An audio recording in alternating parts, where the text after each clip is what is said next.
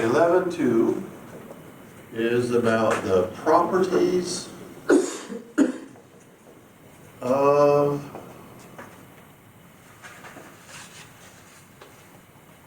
power series.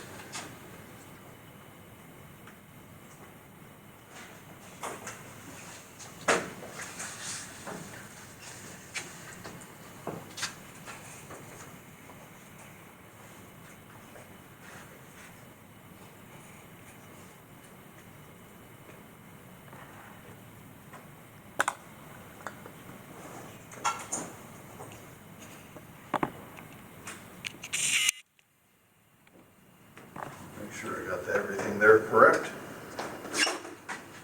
I did. Okay, so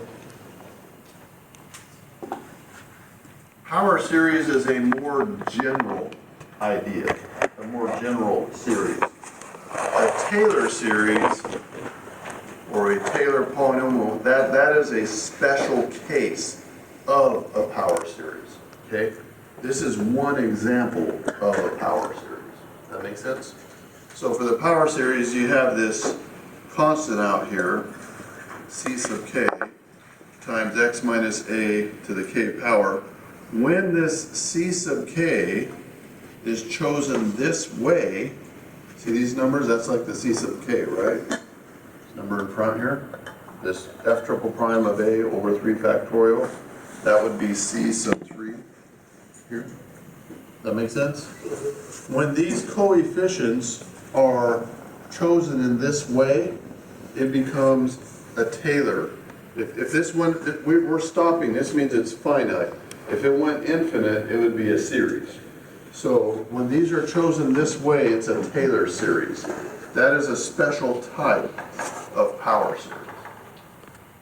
So what we're going to be looking at in 11.2 is a more general sense of power series, not just Taylor series. And what we're going to do, we're going to run these to infinity now, not stop at n. And we're going to decide when they converge and when they diverge.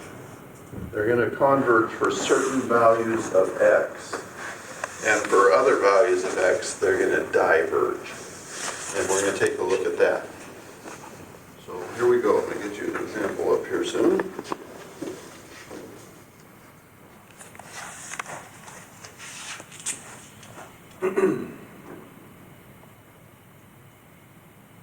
So let's suppose we have the sum as k goes from 0 to infinity.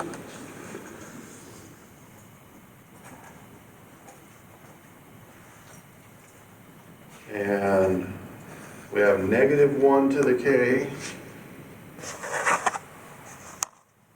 times x to the k over 5 to the k.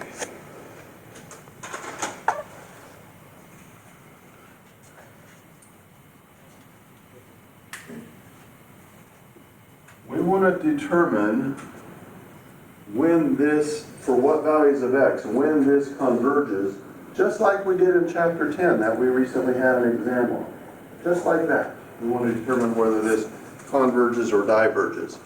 Since everything is raised to the k power and there are no factorials in there, let's use the root test. Okay, let's use the root test.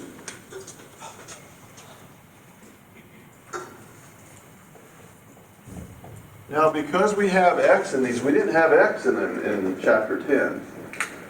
Now we have an x. Because of that x, the absolute value now becomes important. In chapter 10, often absolute value took out the -1 part, so we would just leave that out, and then we wouldn't need absolute value anymore. Not true now. Now absolute value is important, so be aware of that. So to do the root test, we're going to do the limit as k goes to infinity of the kth root of absolute value, -1 to the k, x to the k over 5 to the k.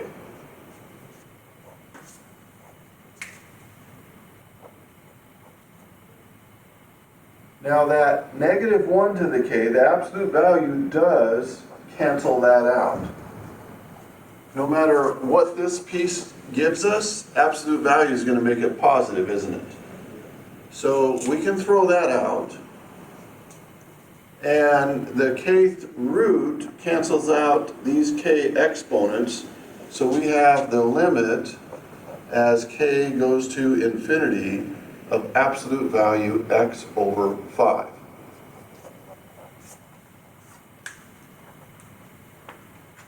The reason why absolute value needs to stick is because it's possible x could be negative. So we still need absolute value because x could be negative. Now, relative to the limit, x is a constant, isn't it?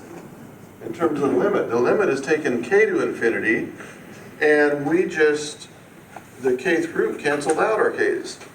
So the limit of a constant is the constant, like the limit of 5 is 5. The limit of this is absolute value x over 5.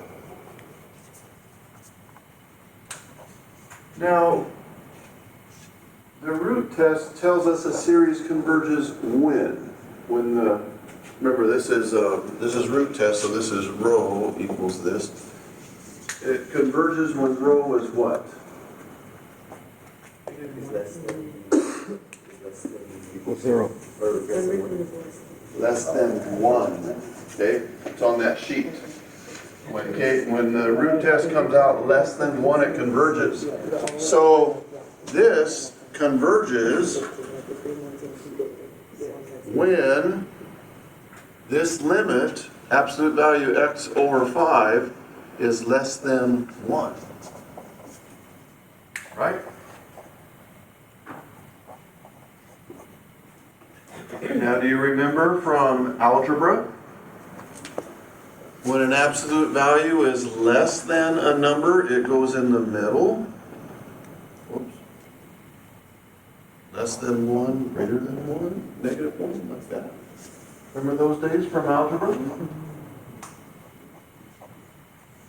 If absolute value of x over 5 is less than 1, then x over 5 has to be between negative 1 and positive 1.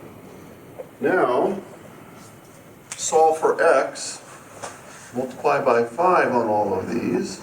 Oops, why did I write it? 5. And we have, these cancel out, negative 5 less than x less than 5. So this thing converges on negative 5, 5. We're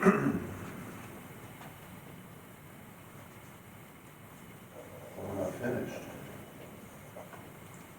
What does the ratio test say when that limit equals 1?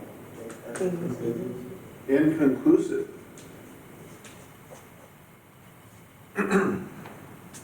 If we put 5 in here, this equals 1, doesn't it? And that makes this root test inconclusive. If we put negative 5 in here, that also makes it 1, which will make this root test inconclusive. So we don't know if it converges or diverges at 5 or negative 5, do we? We just know it converges with everything in between. That's why I use parentheses, so they're not included here. We have to test the endpoints.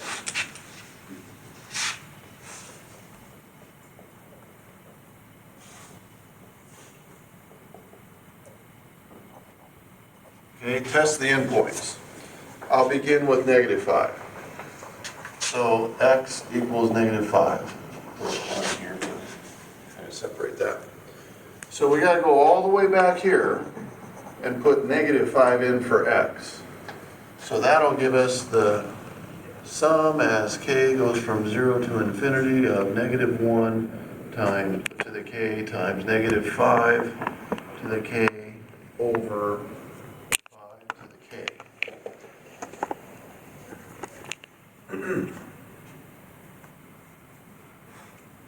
Now, do you see that -1 to the k and -5 to the k, they're always going to have the same sign?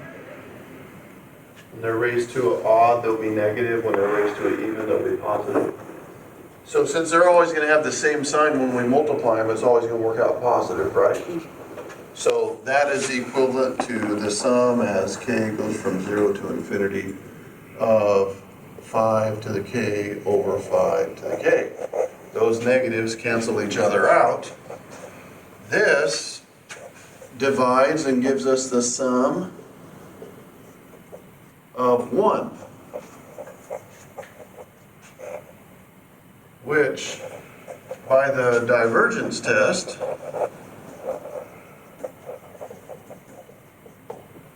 the limit as k goes to infinity of that 1 is 1. So it diverges.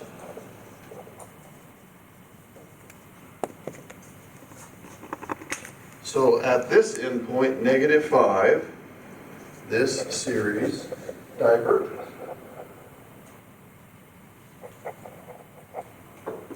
Now we have to test it at the other endpoint, +5. So now we have the sum as k goes from 0 to infinity of -1 to the k times 5 into this x here times 5 to the k over 5 to the k.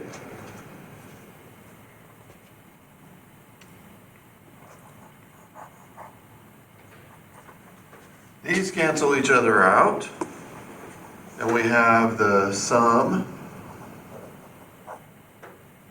of -1 to the k.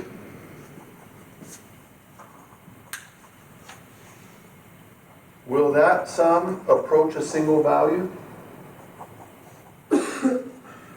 No. It's always going to be going +1, -1, +1, -1. When you add them, you're going to get 0, 1, 0, 1, 0, 1, you know, right? So,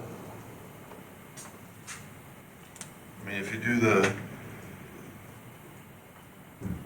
limit as k goes to infinity of -1 to the k, that does not exist, does it? Right? D N E. It does not approach a single value, and therefore diverges. If it does not equal 0, it diverges. Again, it's by the divergence test.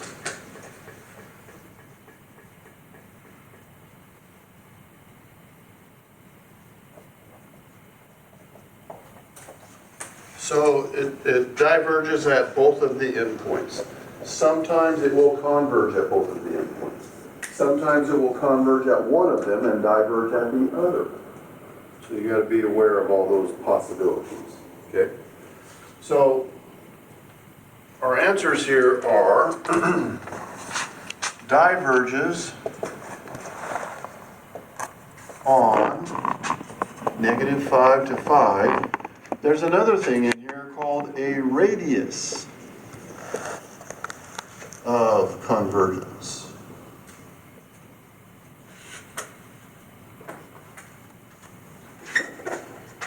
So, what's halfway between -5 and 5? 0. So if you imagine the number line,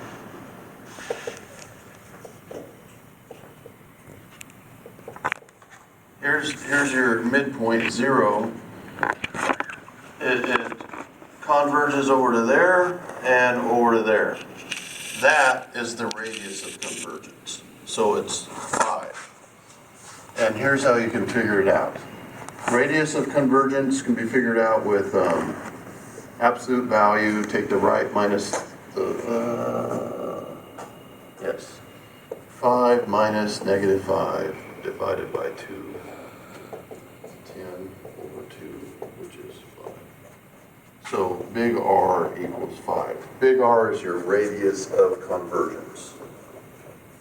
So the two main pieces here are this GX.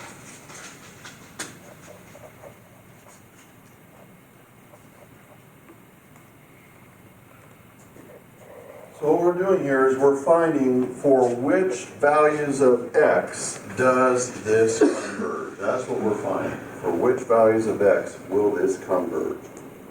And so we apply the root test. We set the result that has x in it less than 1 because we know it converges when the root test works out to a limit that's less than 1. We solve for x, but now at the endpoints, it makes this equal 1 where the root test is inconclusive. So now we have to test it at each endpoint. We have to stick -5 into the original, do a test just like chapter 10, put +5 into the original, do a test just like chapter 10. And then determine our final interval of convergence, and from that our radius of convergence. All right? We good with that?